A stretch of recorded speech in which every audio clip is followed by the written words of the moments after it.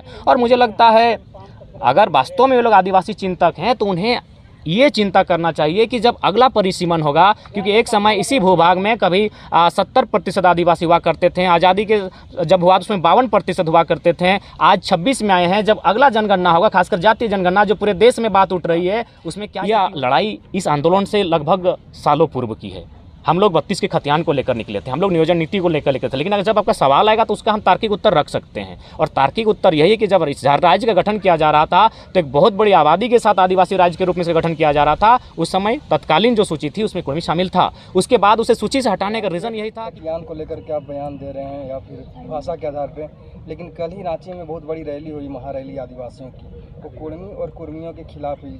देखिए सबसे पहली बात, ठीक है, देखिए सबसे पहली बात, जब कुर्मी का विषय आता है तो मैंने स्पष्ट कहा कि जब जब मैं अध्ययन करता जाऊंगा मैं अपने तर्क देना प्रारंभ करूंगा। सबसे पहली बात है आज जो जिस प्रकार का माहौल माने आदिवासी और कुर्मी के बीच पैदा किया जा रहा है, उत्पन्न किया जा रहा है, कहीं ना कहीं दुर्भाग्य के विषय। अगर झारखंड राज्य की अस्मिता पर आप जाएं, झारखंड राज्य के अगर अलग आंदोलन पर जाएं कि झारखंड राज्य अलग क्यों हुआ, तो कहीं ना कहीं कुर्मी और आदिवासियों का बहुत बड़ा योगदान है। बहुत बड़ा नहीं, मेरा मानना है 80% सिर्फ 2 कम्युनिटी का योगदान है, बाकी लोग 20 में होंगे, 10 में होंगे, तो इनका बहुत बड़ा रोल रहा है। लेकिन जो लोग बाहरी शक्तियां इस राज्य में काम कर रही है वो जानती है अगर इन्हें तोड़ दिया जाए तो इस राज्य में शासन आसानी से किया जा सकता है। जहाँ तक कुर्मी का प्रश्न है, सबसे पहला बात, झारखंड एक आदिवासी राज्य है। आज आप मीडिया के लोकतंत्र के माध्यम से मैं ये जानना चाहता हूं कि अगर किसी राज्य का एक आदिवासी राज्य के रूप में गठन किया जाता है तो आधार क्या होना चाहिए? आदिवासी की जनसंख्या होनी चाहिए।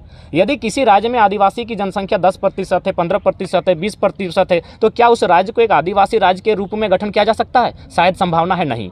जब इस राज्य का गठन 1912 में किया जा रहा था तो 1913 का आप गैजेट पढ़ लीजिएगा, जिसमें कुर्मी कम्युनिटी को एसटी की सूची में था, यानी उनको आधार मानते हैं। उनका पॉपुलेशन लगभग 20 से 25 के आसपास है।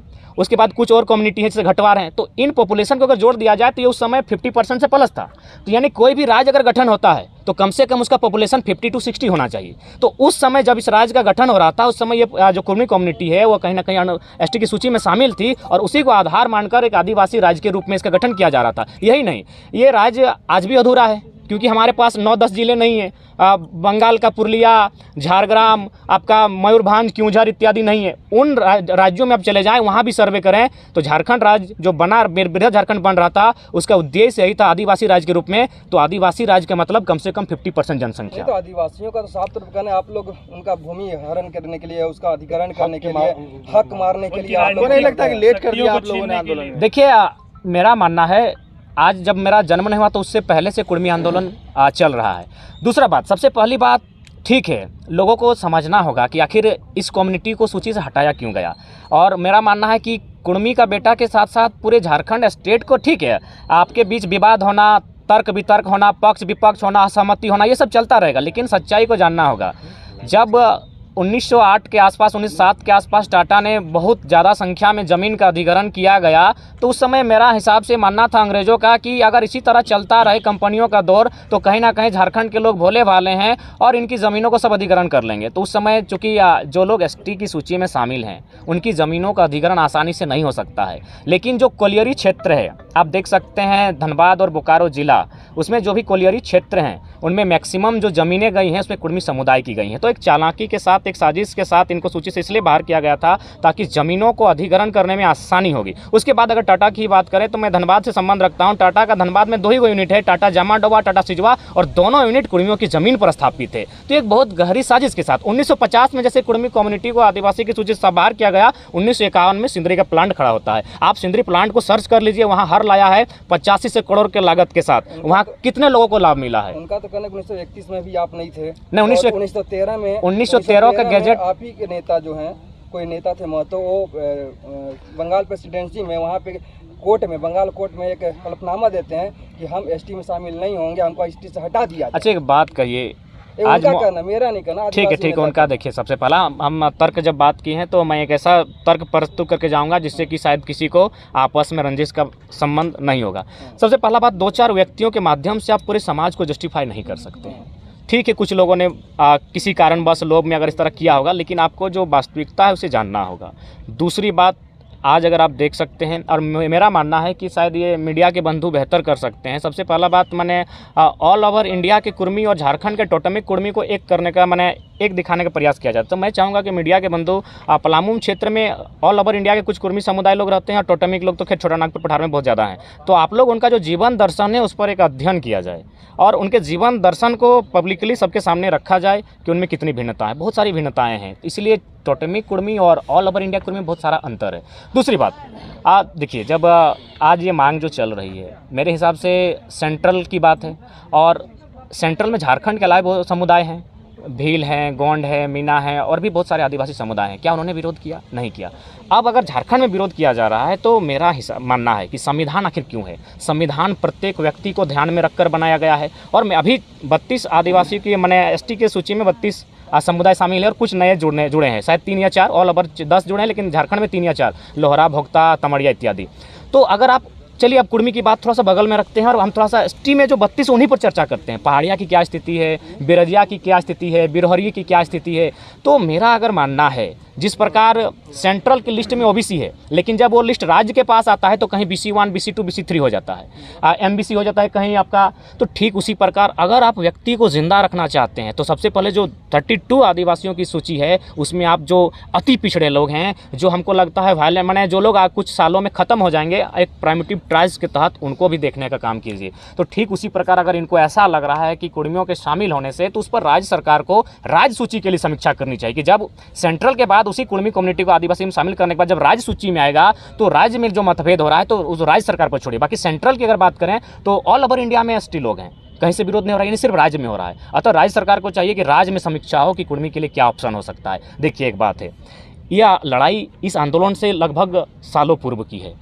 हम लोग 32 के खतियान को लेकर निकले थे, हम लोग नियोजन नीति को लेकर थे, लेकिन अगर जब आपका सवाल आएगा तो उसका हम तार्किक उत्तर रख सकते हैं। और तार्किक उत्तर यही कि जब राज्य का गठन किया जा रहा था तो एक बहुत बड़ी आबादी के साथ आदिवासी राज्य के रूप में इसका गठन किया जा रहा था। उस समय तत्कालीन जो सूची थी उसमें कुर्मी शामिल था। उसके बाद उसे सूची से हटाने का रीज़न यही था कि खनिज संपदा है वह कुर्मी की धरती पर ही आज उतना नहीं। अगर हम बात करें HEC और हिंडाल्को की, तो मेरे हिसाब से हम लोग काफ़ी आयु हमारी कम है। आप लोग खुद जाके सर्वे कर लें कि मैक्सिमम ज़मीनें किनकी है। तो ज़मीन अधिग्रहण करने के कारण ही उनको सूची से बाहर किया गया था। एक आरोप आप पर भी लग रहा है, आदिवासी लोग लगा रहे हैं कि जयराम मतलब जहाँ भी कहीं उम्मीद हो कुछ विद्रोह होता है वहाँ पे जाके कूद जाते हैं, खाली पहले भाषा, फिर खतियान, फिर जैन वाला पहाड़ पे जाके। देखिए सबसे पहला बात, मैंने हर जगह कूद जाते हैं, टांग अड़ा देते हैं। इनका राजनीति अब खत्म। नहीं, सबसे पहली बात है हम लोग का भी उम्र क्या है, यही तो हम लोग स्टार्टिंग कर रहे हैं। हम लोग कभी दांत ठीक से 32 को उगा नहीं है, तो मेरे हिसाब से गलत धारणा दे रहे हैं। और हम लोग तो हमेशा किसी के अधिकार पर हम लोग वार नहीं किए हैं। जहाँ तक मारांग मुरुंग का प्रश्न है, एक बार मारांग मुरुंग को फिर से सर्वे किया जाए। मारांग मुरुंग के आसपास अगर सबसे ज़्यादा गाँव है तो कुर्मियों के गाँव है। अच्छा, ये चमरा लिंडा जो बोल रहे हैं कि अगर कुर्मी आदिवासी बनने की मांग करते हैं तो पूरे झारखंड में तितली की तरह आदिवासियों को उतार देंगे। तो देखिए मेरे हिसाब से ये बहुत ही मैंने उनका दुर्भाग्यपूर्ण बयान है। गुर्जर लोग आंदोलन किए, जाट लोग आंदोलन किए, पटेल लोग आंदोलन किए, क्या किसी अन्य समुदाय ने उनके खिलाफ जाकर सड़क में आंदोलन किया? नहीं। यानी कोई कम्युनिटी चाहे कोई समुदाय अपने अधिकार को संवैधानिक दायरों में मांग सकता है। हाँ, आप क्या कर सकते हैं, अगर आप असहमत हैं तो आप कोर्ट में जाकर PIL दायर करते हुए, याचिका दायर करते हुए कोर्ट में ये मांग कर सकते हैं। उसके बाद निर्णय लेना, उसको शामिल करना ना करना, ये कोर्ट का विषय रहता है। लेकिन आप एक भी, भारत देश में इतने आंदोलन हुए हैं, सभी समुदाय सभी वर्गों ने किया है, क्या किसी अन्य वर्ग ने उसके खिलाफ आंदोलन किया है?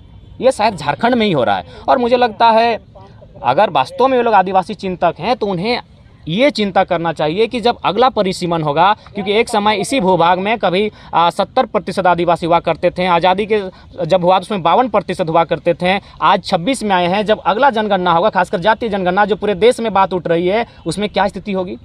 तो अगर वास्तव में अगर आदिवासी चिंतक हैं कुर्मी, अच्छा आपका वो तो अभी शामिल हुआ नहीं है, 70 सालों से वो खुद अपने अधिकार से मैंने लड़ रहा है, संघर्ष कर रहा है। लेकिन अभी अगर वास्तव में चमरा लिंडा इत्यादि जो भी नेता हैं, ये अगर वो आदिवासी चिंतक हैं, हम भी चाहते हैं आदिवासी का भला हो, क्योंकि आज भी शोषित हैं, वंचित हैं, तो सबसे पहले ये सर्वे हो, जब अगला परिसीमन हो तब उनकी जनसंख्या क्या ठहरेगी, क्या उस समय आपका जो ये आदिवासी राज्य के रूप में चिन्हित किया गया है तब वह उस मैंने क्राइटेरिया में खड़ा उतरेगा कि नहीं उतरेगा, इस पर चर्चा होना चाहिए। परिसीमन होगा ही।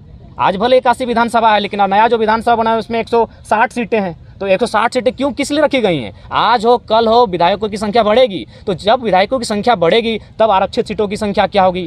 क्योंकि आरक्षित सीट होना यानी उस समुदाय का भागीदारी होना।